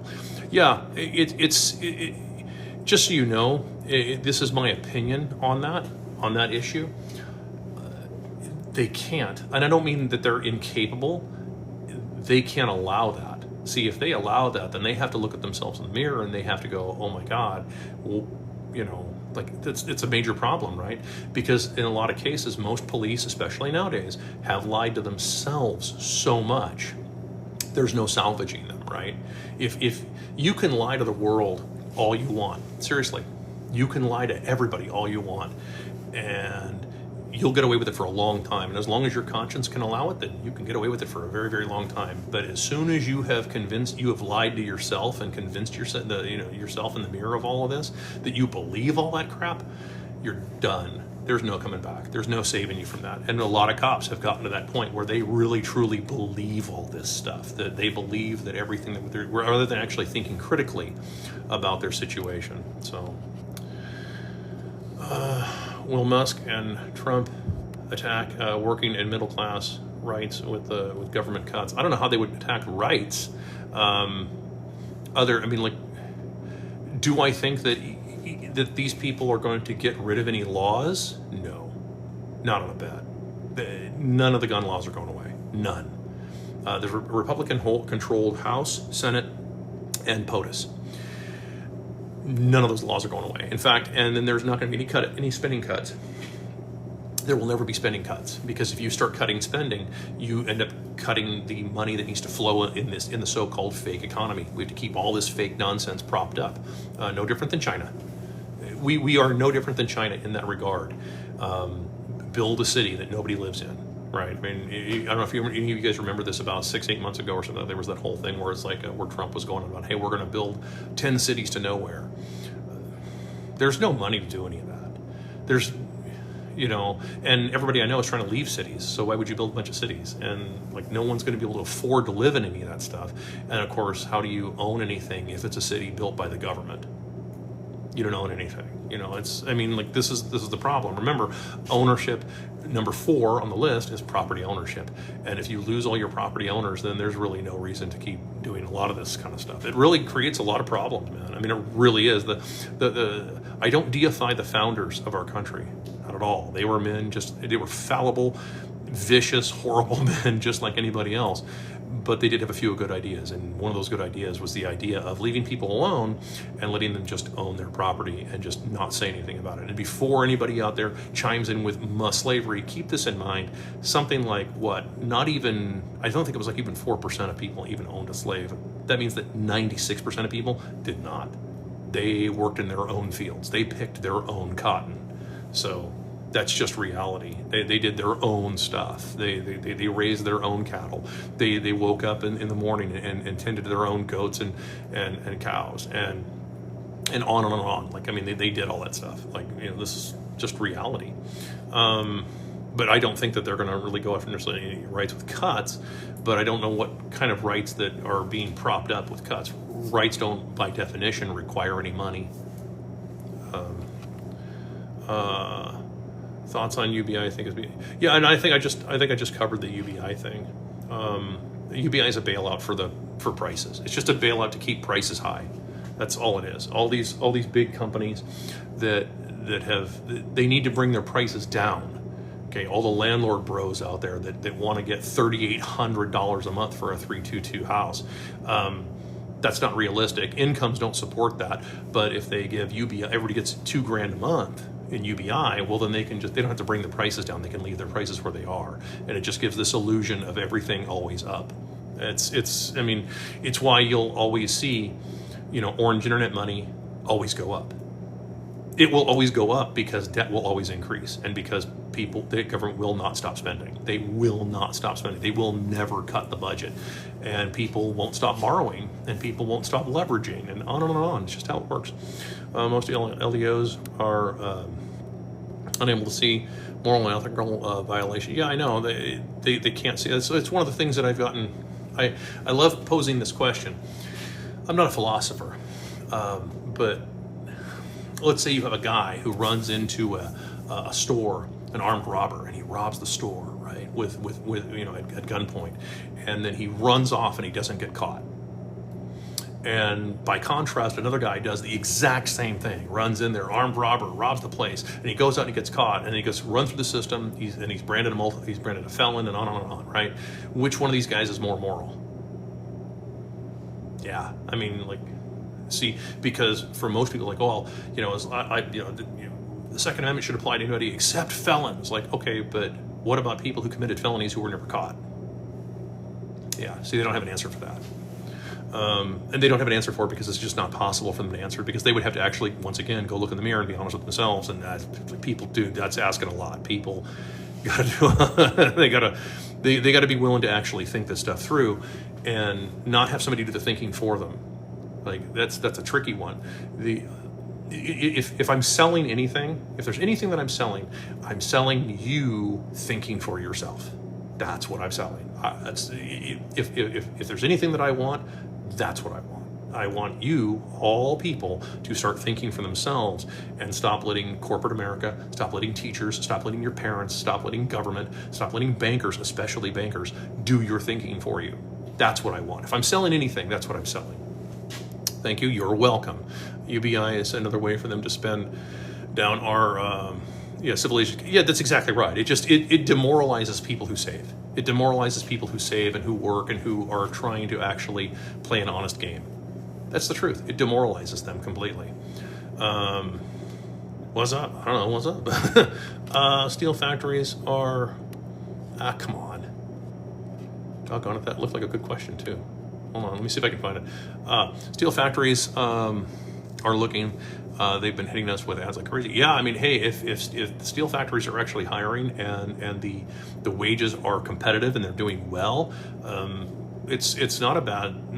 It's probably not a bad. Depending on if you can live in those areas, and in other words, you can actually afford to purchase a home in those areas and so forth. There used to be in Pennsylvania. There used to be steel. I've taken many a steel coil out of Pennsylvania on my truck. And back when I used to take steel coils, now I don't take steel coils, but or aluminum coil. I don't take any of the coils out of Alcoa or anything like that. But back in the day, when I would go to Pennsylvania, and there's little towns around these mills and stuff. People used to be able to actually work the mill and be able to afford houses and stuff. I don't know if that's the case anymore. Maybe not. That's not a joke about small business. It's rough even selling my stuff. Yeah, it is. Small business is getting absolutely clobbered. It absolutely is getting clobbered all over the place, and it's because of just how much competition you're getting if your competitor is subsidized, right? This is the big problem. If it's not competition isn't the problem, but if the guys you were competing with are subsidized, it's near impossible to make any kind of profit, and especially if they're subsidized to the point where you end up making effectively just minimum wage working for yourself, because then the enticement is, oh well, I can go work for this company and make a little bit more money. Yeah, that's what they want. They want you working for them. They don't like it's a real challenge. It's why the dollars started getting printed back at just post 1865 when Lincoln's army of northern aggressors, when they finally seized control of the country. Now Lincoln, to be fair, was going to double cross the bankers, and of course the bankers, we all know the story of Lincoln, but he was going to start issuing currency with no debt attached to it. That's of course why they got rid of him, the so-called greenback. Well, after that, in 1865, they started printing a bunch of money and created this, the so-called Industrial Revolution. And like, oh, look, it's industry, and where you could make more money working at some plant than you could on your own farm. This is actually technically a violation of the laws of physics. If you understand if you look at money as energy, that's actually a violation of laws of physics to do that. I'm not going to go into that in this video. Go back to YT and find the very first 18 sessions I did where I broke that down, the actual physics involved with money. That's where the name financial physics comes from, is because I actually did break that all down. And start with the primer video, not with session 1, session 0, the primer video. Anything about Trump that you like? Well, I mean, clearly he had a dad who loved him. I find that rather envious. That's pretty cool. He seems to care about his kids. I think that's pretty cool. That's, for better or for worse, whatever else the man is, I think that's pretty cool. To be fair to Hunter Biden being pardoned by his dad, we would all probably do the same thing, depending on the kid, but we probably would do much of the same thing. I think to suggest otherwise would be kind of hypocritical for all of us, because, we don't know all the situation, but at the same time, parents are parents. Policy-wise, there's not a lot. A lot of it is just the same kind of rhetoric that we've heard for a long time, but there's not really any, I could be convinced, to be clear, I could be convinced otherwise if there was some actual, genuine, deep, sweeping, massive changes that really took a bite out of the problems that the country has. I have not heard him say a peep about any of it. I don't think he has a plan. I think he's going to wing it just like he did last time. I don't think he has an actual plan. Like a real plan would be something like, here's a big one. If you have dual citizenship to other countries, you should not be working in our government. Other governments would not allow something like that. We should not either. That's just basic reciprocal negotiation. So the answer should be no. Because Americans don't have any place else to go. Americans, you, me, Americans, okay? We don't have some other country we can go to. This is it for us. If this gets ruined, then we just get ruined with it, right? That's the problem. And so for Americans, because we don't have some other country we can just buzz off to, well, that means that people who shouldn't be working in any level of government, because if they screw things up for Americans, they can just say, oh man, everything sucks here, I'm just going to leave and go back to my other country. Yeah, that's the problem. And before you guys chime in and say well, yeah, but I can move to Thailand and live there for $25 a day or whatever it is. I assure you, if the US dollar were to collapse, the Thailand would tell you to leave.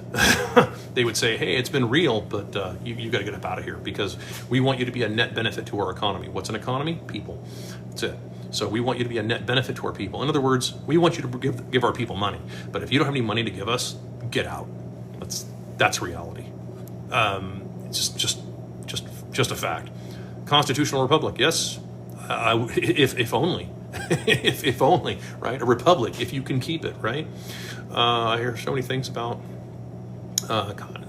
cotton picking thing. I don't know if I believe it. Yeah, I know. It's hard to know what's real and what's not anymore when you look at history, because the history that we're taught couldn't possibly have led to the present in which we currently live, right? I mean, that's just kind of the way it looks. I mean, because we're taught all this crazy history, but it's like, how could that have happened and then we got here? Like, that doesn't make any sense. And well, yeah, it's because there's a whole bunch of propaganda that gets stacked up because we don't want anybody. You can't start asking questions. If you start asking questions, then it leads to trying to get answers and stuff, and they don't have answers for any of this kind of stuff. It's akin to creating a religion. How do you create a religion? You just tell somebody that, okay, hey, you can do all this other cool stuff, but you can't ask about this. That's really how it works. That has nothing to do with whether or not God is real or not. It has nothing to do with that. It has to do with the idea of earthly religion, just so you know. I have to do that qualifier, because then I'll get nothing but all kinds of spam and stuff, you know. Most Americans still earn about 45. Yeah, that's what I'm saying. You know, these people that are trying to put rents at like $2,500 a month. If you're earning $45,000 a year before taxes, then you're trying to pay this. Like, that's just not realistic. It just isn't. It's a way of perpetually keeping people enslaved. I want to hear your thoughts on healthcare CEO, specifically all of the society being cool with it. I did a video actually on that called, if you scroll back, it says CEO whacked. But in brief, it's not surprising. In brief, it isn't surprising to me on that that's the way society is seeing it now. Not because society is degenerating, no more than it's already been. I mean, society's been degenerating for years, so no worse than it has been. But it does bring into sharp relief why this is happening. Well, it's happening because people are just ripping everybody off. I mean, like, these guys are ripping everybody off. And I'm not just talking about the CEOs of insurance companies, but it's all of the giant monolithic mega corporate machine of everything, and the mega government machine of everything, because they are both equally guilty, by the way. Anybody thinking that you're going to be able to vote your way out of this, or let's create a government system that's going to, let's have government own everything and do communism or something, dude, you'll be right back in the same rat race. I promise you. Almost every ism will end the same way, just so you know. they will all end the same way if they have central bankers. If it has a central bank, you're going to end up right back here every single time. Every single time. Every single time you will end back in the exact same spot, because you didn't change the one important variable, which is not printing money from nothing to pay for all this crap.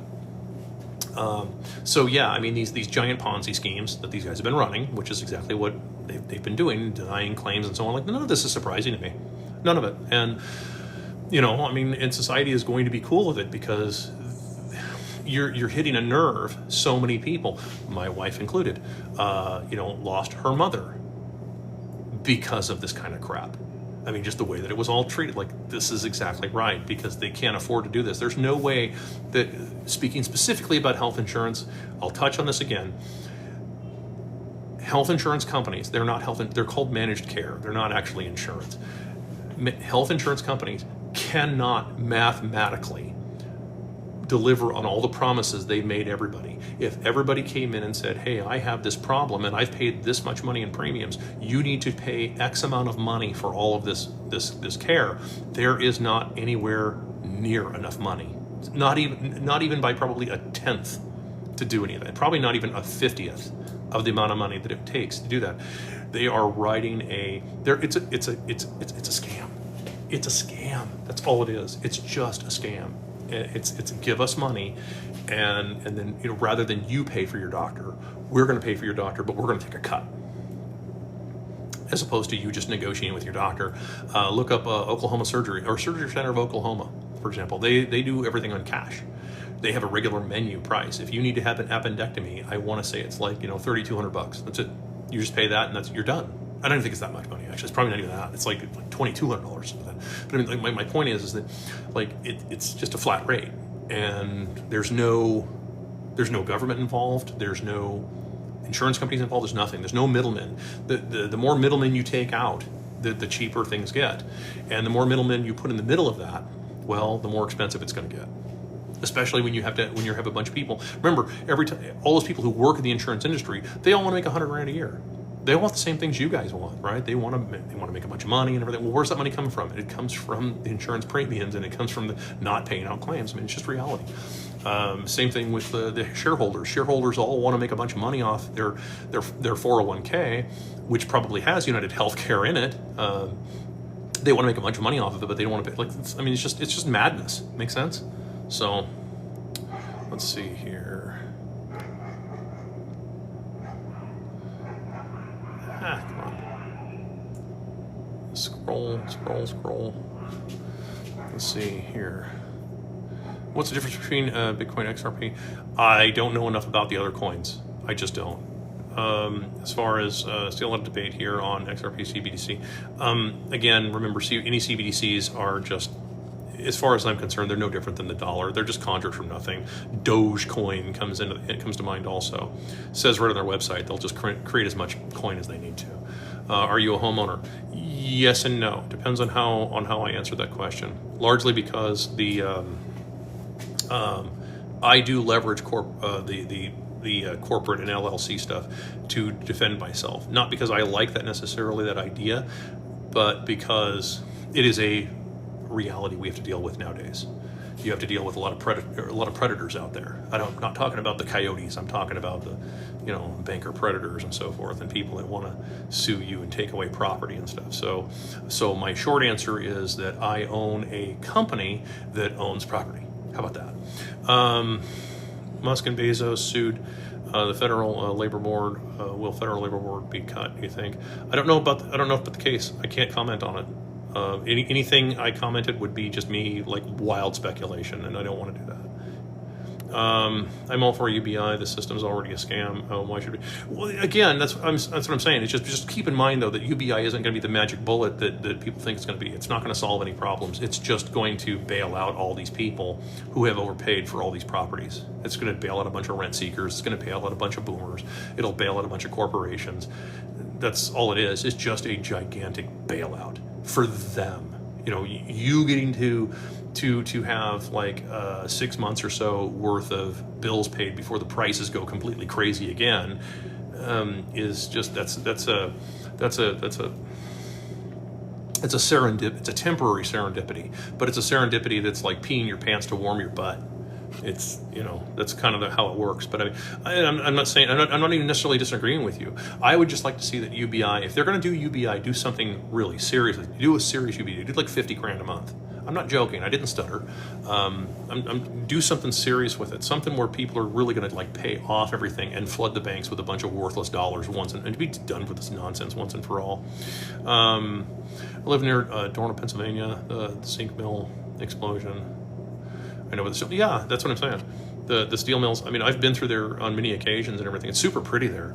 I don't know that I would want to live in Pennsylvania. I can't handle the cold weather. This is bad enough right now. It's like 50 degrees out here. This is bad enough.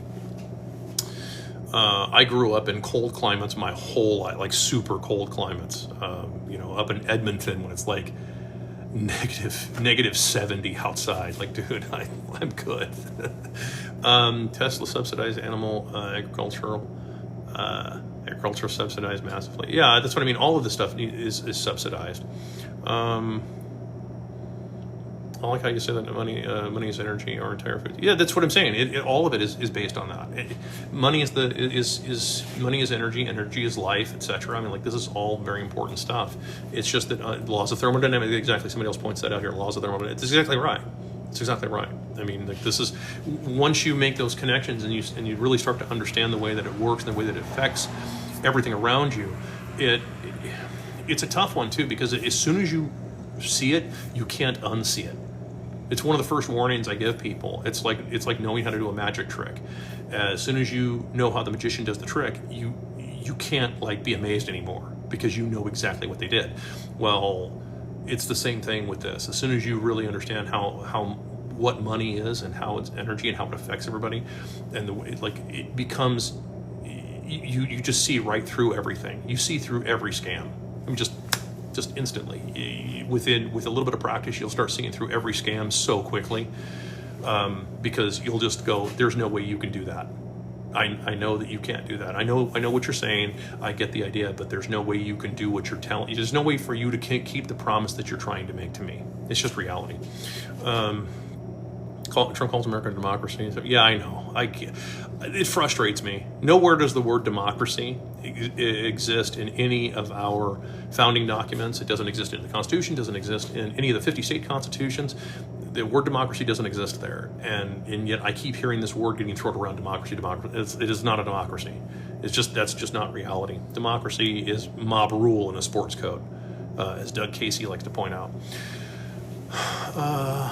Anybody got worse? Yeah. I know. In America, no money. Oh, that sucks. I know he's talking about they control everything. Yeah. Let's see here. And it will never get any better, even with BRICS. No, BRICS is that's a paper bowl. It's not going to go anywhere. Paper dragon, paper bowl, whatever you want to call it. Like it's not going anywhere. I think that BRICS, because I have people ask me all the time, and I've done videos on BRICS. I've done multiple videos actually on BRICS, but yeah, there's no way they're not going to just inflate the currency to worthlessness, just no different than the dollar. None of these governments can continue to exist without inflation. It's just reality. So yeah, I mean, if you have hard currency and stuff, then pretty much the only thing that you can enforce are a handful, and I do mean a bare handful of laws. That's it. You can have like a sheriff, and maybe a deputy in your town of like 2 million people, and the only thing that's going to get enforced is stuff that, like, if someone's bleeding out of their eye sockets, and that's like, nothing else is going to get enforced, because you have to keep the law book extremely thin, and then people are armed, they police themselves. I mean, then culture comes into play, the whole bit. I mean, it's then we go back to like the reality. Did you hear that the monopoly money was found in this? I didn't actually, but that would be funny. I really enjoyed listening to you speak. I appreciate you. I appreciate you too. Let's see here. So I just came back from Brazil. The country is economically dead, unfortunately. Yeah, there's a young lady on TikTok. She's from Brazil, and I haven't seen her stuff in a long time, but she used to do these videos where she was talking about the problems with Brazil, and she pointed out that what Americans and travelers see when they go to Brazil, they see all this beautiful, cool stuff. They see all this. Thank you so much. Whoever it was whoever you were, that was, thank you. Anyway, it was too fast. I didn't see who you were. Anyway, that people see all of the beauty of Brazil, but they see like one little area. They don't go into where all the poor people live, or where all the majority of the people live that are poor, and that's all they see. So they think, oh, this is awesome. No, it's not awesome if you have to live there under those conditions and stuff. And there's no excuse for it. There's no reason to keep siphoning the money out of these countries. So let's see here. That's about where I got to end it. Actually, what time is it? I don't even know what time it is. That's about where I got to end it, because I actually have someplace else to be. But it's been fun having you guys all, and I will, of course, I'll download this video and I'll repost it on the other platforms that allow me to do that. So thanks so much for joining, and we'll see you guys maybe next week. Do you think they're gonna what do you think is gonna happen to TikTok? I don't know. I'd like to see TikTok stick around, but we'll see what happens to it. So take care.